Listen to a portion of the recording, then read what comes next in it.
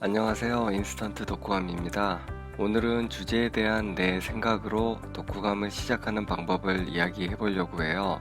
첫 번째 제 강의 영상에서 주제 뽑기라고 소개한 방법인데요. 책을 읽고 나서 내가 생각했을 때 내용과 가장 관련이 있는 단어나 어떤 기억나는 장면을 떠올려 보세요. 그리고 거기에 대한 내 생각을 먼저 써보는 거예요. 보통 줄거리부터 쓰는 경우가 많은데 오늘 알려주는 몇 가지 방법 중에 한 가지를 골라서 자기 생각부터 정리해서 쓰고 그 다음에 줄거리를 쓰면 훨씬 잘 썼다는 느낌이 들 거예요.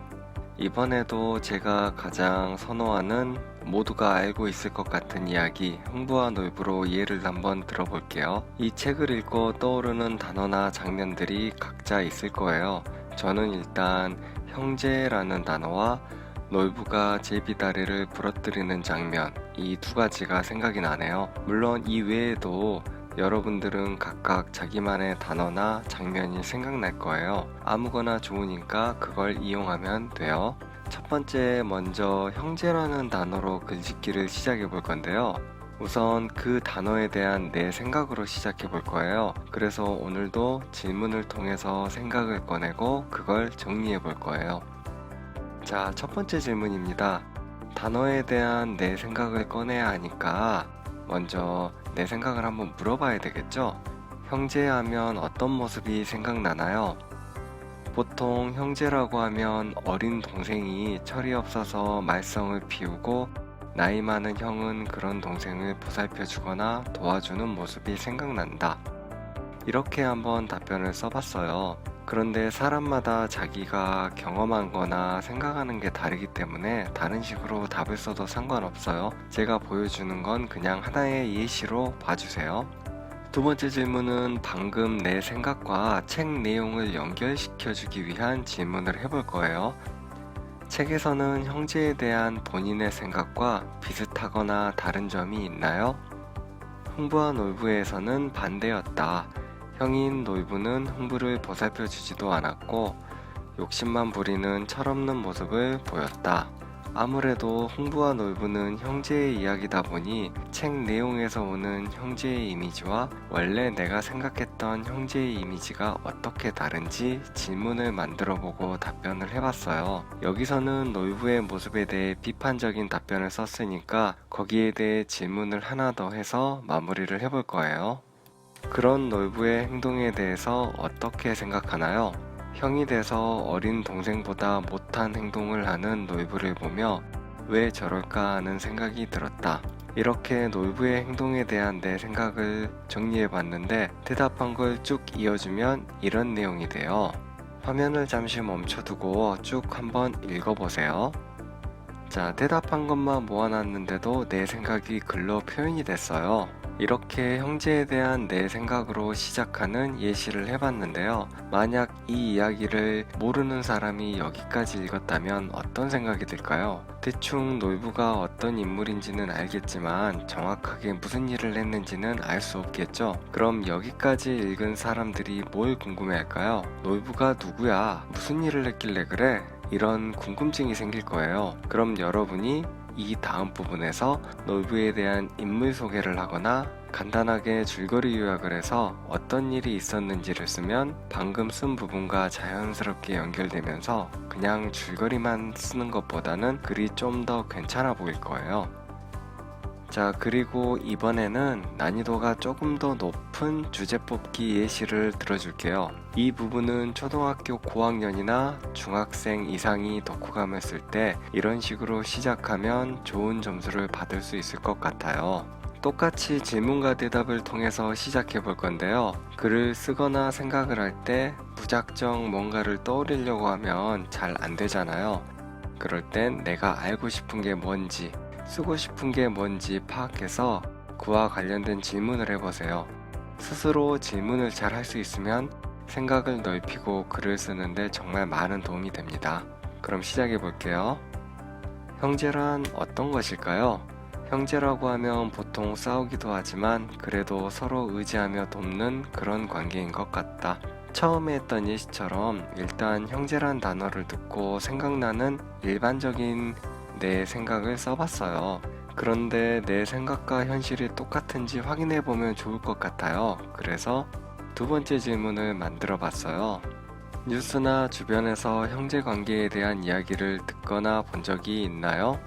좋은 관계를 가지고 있는 형제들도 많이 있긴 하지만 가끔 뉴스 기사에서 보면 부모님 유산 때문에 싸우거나 그 외에 다른 일로 관계가 멀어진 형제들도 흔하게 보인다. 이 부분은 뉴스나 신문 기사를 이용한 답변을 해봤는데요. 그런 것들이 아니더라도 주변에서 직접 보거나 들은 일을 써도 상관없어요.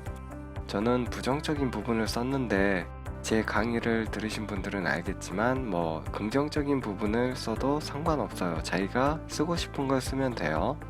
저는 두 번째에서 부정적인 답변을 했기 때문에 내 생각에 왜 저런 일이 생겼을지 그 이유를 이야기하는 내용이 들어가면 좋을 것 같아요. 그래서 세 번째 질문을 만들어 봤어요. 그러한 문제가 생긴 이유는 무엇일까요? 요즘은 사람들 간에 정이 없어져서 가족 간의 유대 관계도 약해져서 그런 걸까 하고 생각한다. 그런데 여기까지만 쓰면 독후감이라기에는 책과 연관이 조금 부족해 보이기도 해요. 그래서 하나 더 만들어 본 게 예전엔 이런 문제가 없었을까요? 이런 문제는 지금이 아니라 먼 옛날에도 있었던 것 같다. 내용에 대한 직접적인 이야기는 하지 않았지만 이 책의 시대적 배경이 옛날이잖아요. 그래서 시대적 배경을 연결시켜주기 위해서 이 질문을 해봤어요. 이제 대답들을 한번 쭉 이어볼게요. 화면을 멈추고 잠시 한번 쭉 읽어보세요. 내용은 그대로인데 대답들을 이어주기 위해 중간에 약간씩 수정을 했어요. 내용은 돈에 대한 욕심 때문에 친해야 할 형제간에도 실제로 안 좋은 일이 생기는데 이 이야기를 읽으니 이런 문제는 예전에도 있었구나 라는 걸 느끼고 그 느낀 점으로 독후감을 시작하는 방식이에요. 이렇게 시작한 뒤에는 왜 내가 이런 글로 시작했는지 자연스럽게 설명되도록 줄거리나 인상 깊은 장면들을 요약하면서 내 생각과 느낌을 넣어주면 자연스러우면서도 내 감상이 가득 담긴 글이 될 거예요. 자, 방금까지는 형제라는 단어들을 이용해서 여러 가지를 써봤는데 처음에 이야기할 때 놀부가 제비다리를 부러뜨리는 장면도 이야기해줬잖아요. 그래서 그 부분에 대한 예시도 한번 들어볼게요. 자, 그런데 놀부는 왜 제비다리를 부러뜨렸나요? 지금도 부자인데 더 부자가 되고 싶어서 그랬잖아요. 그래서 저는 포인트를 돈에다가 잡아서 시작해 볼 거예요. 여러분, 돈 싫어하는 사람 없잖아요. 그래서 그런지 저는 돈 하니까 모든 사람들이 좋아하는 거 이런 말이 떠올랐어요. 그래서 일단 질문과 답을 한번 이렇게 써봤거든요. 모든 사람들이 좋아하는 것은 돈, 이렇게. 근데 이걸 글로 바꾼다고 하면은 모든 사람들이 좋아하는 것은 돈이다, 이렇게만 쓰면 뭔가 좀 이상하잖아요. 좀 더 자연스러운 묻고 답하는 느낌의 글로 바꿔볼 거예요. 그러면 요즘 사람들이 가장 좋아하는 게 무엇일까? 아마 대부분 돈이라고 대답할 거다, 이렇게 한번 써볼 수 있겠죠? 이런 식으로 혼자 질문하고 대답하는 방식으로 해볼 거예요. 자, 이 다음에는 돈에 대한 내 생각을 덧붙여 볼 거예요. 여러분은 돈에 대해서 어떻게 생각하나요? 나는 돈이 좋다. 돈이 있으면 무엇이든 원하는 걸 할 수 있고 훨씬 편하고 재미있게 살 수 있을 것 같기 때문이다. 그래서 다른 사람들도 돈을 많이 벌기 위해 노력하는 것 같다. 이렇게 첫 번째 질문에 이어 두 번째도 돈에 대한 내 생각을 정리해 봤는데요. 이제 이 내용을 제비다리를 부러뜨린 놀부의 행동과 연관시켜서 질문을 만들어 볼 거예요. 돈을 벌 수 있다면 놀부처럼 다른 생명을 상처 입힐 수 있을까? 나는 아무리 돈이 좋아도 그런 일은 못할 것 같다. 하지만 세상엔 놀부처럼 나쁜 사람도 있기 때문에 그렇게라도 돈을 벌 사람도 있을 것 같다. 이렇게 답변을 한번 해봤어요. 우리가 모두 좋아하는 건 돈이라고 했는데 그렇다고 해서 놀부처럼 행동할 수 있을까? 이런 생각을 하면서 책 내용과 한번 연결을 시켜봤어요. 여기 세 번째 같은 경우는 질문까지 글쓰기에 활용해서 한번 써볼 거예요. 지금 이 모습 이대로 가져와도 어색하지 않을 것 같네요. 그럼 전부 합친 걸 보여줄 테니까 화면을 잠시 멈추면서 쭉 읽어보세요.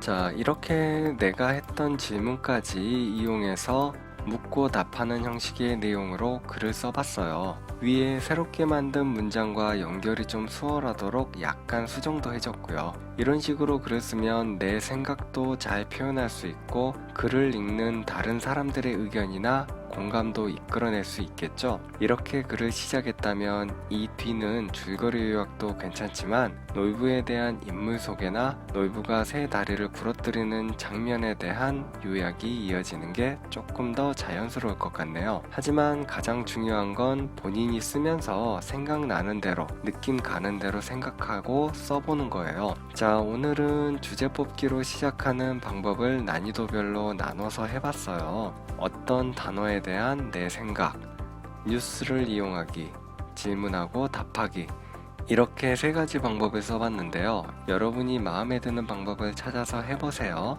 중요한 건 스스로에게 얼마나 질문을 잘 할 수 있느냐입니다. 많은 책을 읽고 많이 생각하고 많이 쓰다 보면 자연스럽게 할 수 있을 거예요.